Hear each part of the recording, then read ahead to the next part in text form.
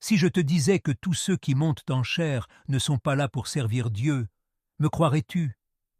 Bien que cela semble dur, beaucoup de gens préfèrent ignorer ce triste fait.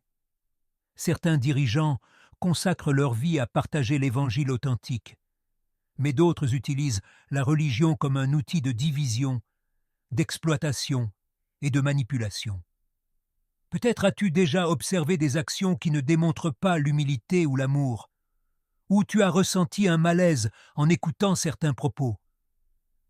Ce livre s'adresse aux personnes curieuses qui n'ont pas peur de se confronter à la réalité, car des hérésies et de fausses croyances peuvent se cacher derrière des mots gentils et des gestes pieux, égarant les fidèles et détruisant l'Église de l'intérieur. Cependant, comment faire la différence entre un dirigeant corrompu et un dirigeant honnête? Comment garder espoir tout en évitant les réseaux de manipulation spirituelle? La réponse n'est pas facile, mais elle est faisable.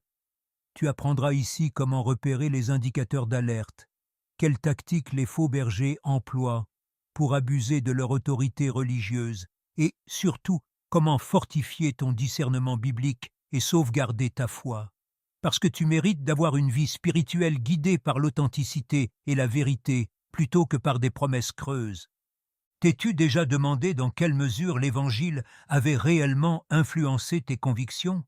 Ou dans quelle mesure les hommes les avaient imposées pour leur profit personnel? Tu es parfaitement placé pour découvrir ce que peu de gens osent dire si cette question te tracasse. Bien que de nombreuses personnes trouvent du réconfort dans leur foi, il existe des leaders qui dénaturent les enseignements à des fins douteuses tout en se faisant passer pour des conseillers spirituels. Ces faux bergers déforment le véritable message de l'Évangile et orientent les fidèles vers des idées erronées en utilisant des propos séduisants et trompeurs. Cela se produit fréquemment dans les sociétés qui recherchent des solutions immédiates à leurs problèmes psychologiques et spirituels. T'es-tu déjà demandé si ce que tu entends est bien basé sur la vérité biblique? L'un des plus grands risques est lorsque les fidèles se laissent abuser par de fausses promesses présentées comme des bénédictions exclusives. Il est décourageant d'observer comment des individus ayant de véritables besoins deviennent crédules et tombent dans des réseaux de tromperie spirituelle. Certains de ces leaders empoisonnent fréquemment l'Église, par exemple en demandant des dîmes exorbitantes et en faisant de fausses promesses de miracles.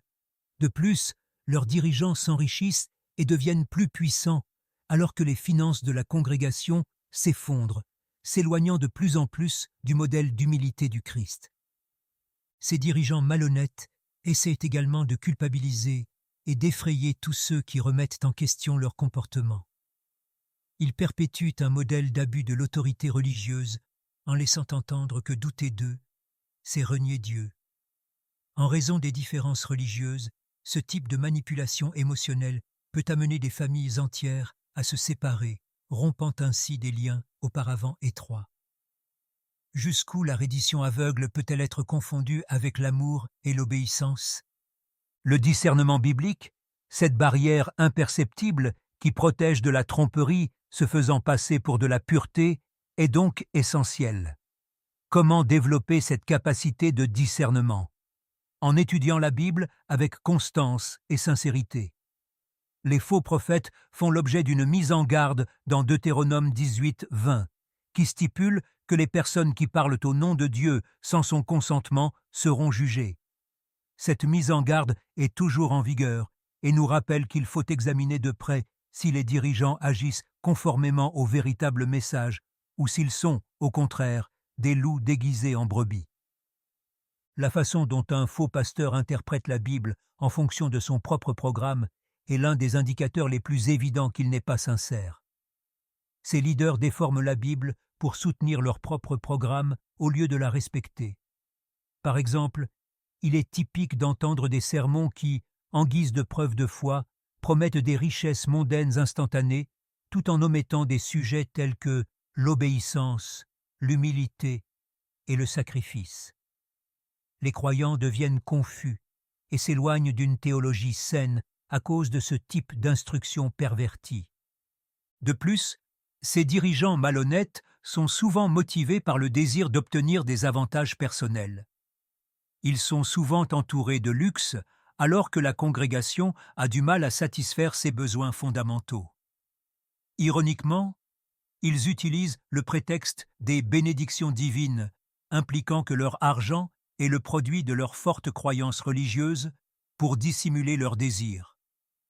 Étant donné que beaucoup d'autres personnes s'endettent dans l'espoir d'obtenir la même chose, ce type d'exploitation des fidèles est désastreux.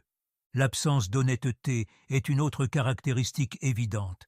Même si leurs paroles peuvent sembler sincères, leurs actes sont plus éloquents que les mots. Ils peuvent favoriser la division au sein de la communauté, tout en prêchant l'amour du prochain. Ils peuvent prétendre être transparents tout en dissimulant des pratiques financières douteuses à l'intérieur de l'Église. Dans Matthieu 7,16, Jésus lui-même a lancé un avertissement. Vous les reconnaîtrez à leurs fruits. Il ne fait aucun doute que la communauté religieuse est en danger lorsqu'un dirigeant agit à l'encontre de ses principes. Enfin, ces dirigeants fuient souvent les responsabilités. Ils considèrent la correction comme une menace et rejettent toute demande de renseignement. Il est essentiel de garder à l'esprit qu'un véritable serviteur de Dieu essaie toujours de faire correspondre ses actions à la volonté de Dieu et accepte humblement les critiques. Il est temps de se demander si le pouvoir d'un dirigeant vient bien de Dieu ou de sa propre vanité lorsqu'il agit de manière infatigable et perd son sang-froid lorsqu'on le questionne. Avant d'aller plus loin, je tiens à te rappeler à quel point il est crucial de diffuser ce genre d'informations. Afin d'obtenir des leçons supplémentaires qui fortifient ta foi et te protègent des tromperies spirituelles, merci de liker et de t'abonner à la vidéo si ce contenu résout tes doutes et t'aide à réfléchir. Vous renforcez le discernement biblique et aidez davantage de personnes à trouver la vérité en un seul clic. Ensemble, continuons à avancer sur ce chemin du développement. Les faux bergers sont d'habiles manipulateurs d'émotions, utilisent des remarques destinées à susciter des sentiments de joie, de culpabilité ou d'effroi. Ils utilisent fréquemment des anecdotes convaincantes, voire inventées, pour étayer leur message et amener les dévots à donner non seulement leur foi, mais aussi leur temps et leur argent. Pour accroître leur emprise sur les fidèles, certains leaders, par exemple, délivrent fréquemment de prétendues révélations divines, qu'ils sont les seuls à pouvoir comprendre. La promesse de solutions miraculeuses à des problèmes difficiles est une tactique courante. Les personnes en difficulté sont plus sensibles aux déclarations qui leur apportent un réconfort immédiat.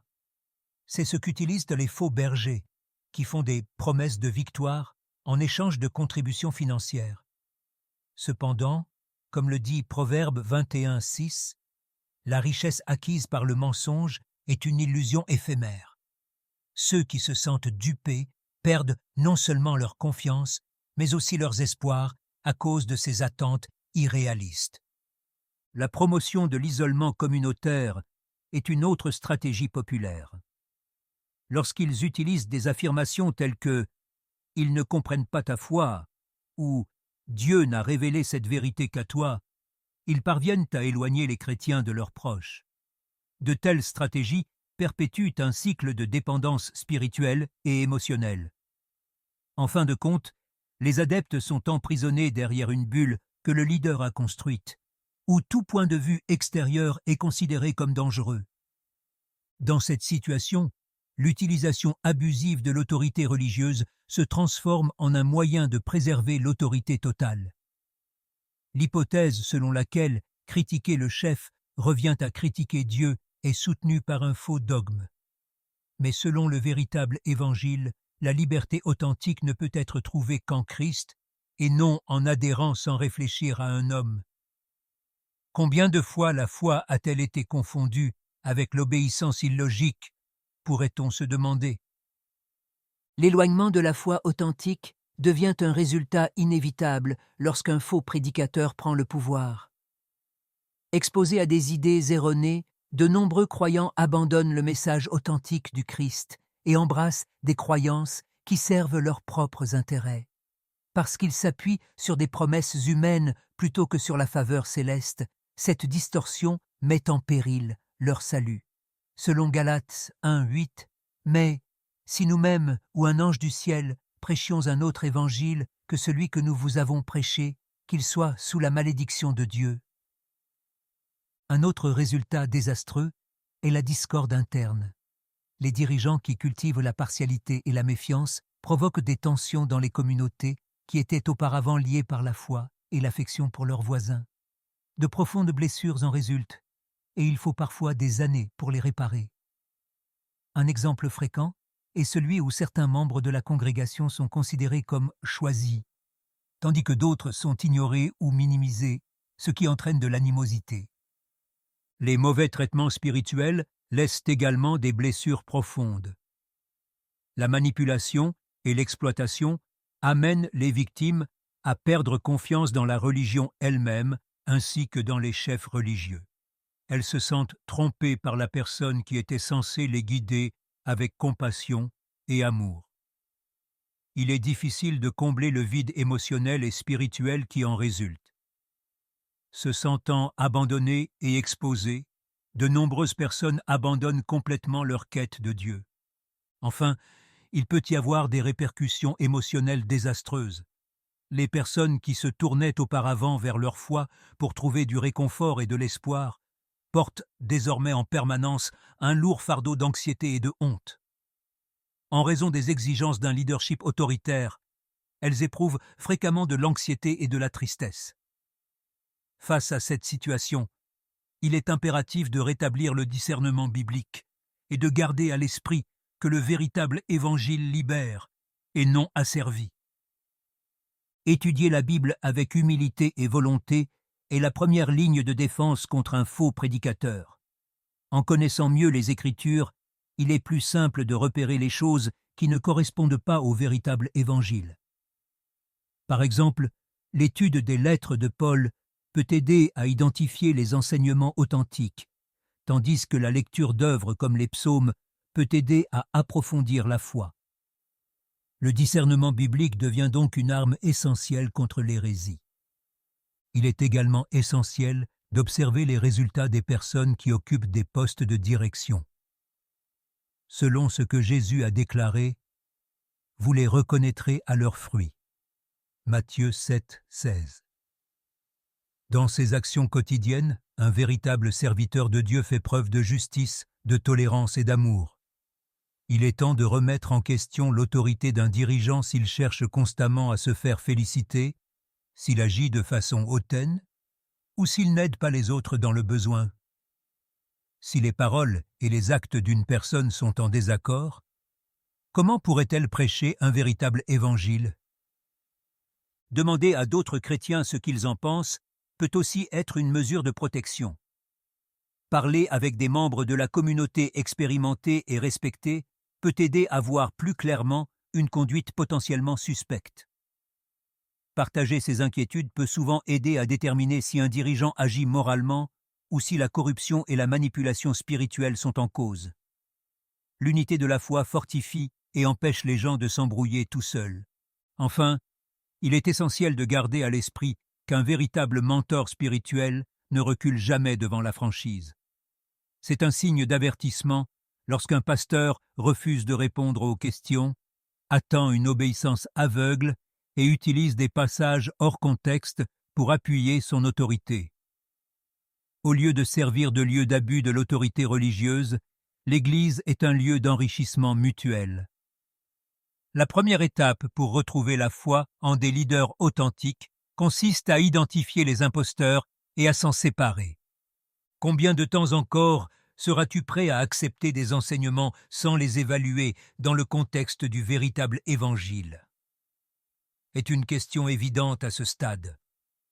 La foi se construit sur la foi en la vérité et non sur l'obéissance aveugle. Reconnaître les faux bergers protège non seulement ton âme, mais aussi tes proches et ta communauté.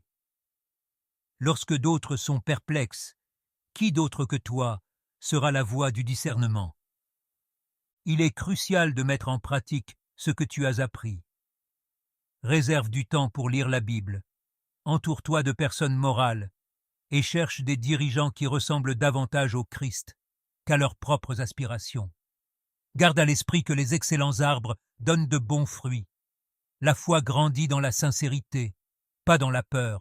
Donc, n'aie pas peur de poser des questions et de chercher des solutions. Que vas-tu faire de ces informations maintenant? Vas-tu agir maintenant ou vas-tu laisser filer la chance de fortifier tes convictions et de te protéger?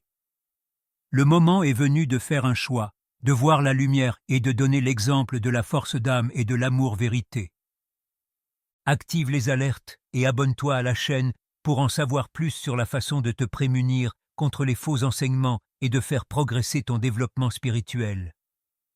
Dieu t'a donné de l'espoir, ne laisse personne te l'enlever. À bientôt dans le matériel à venir.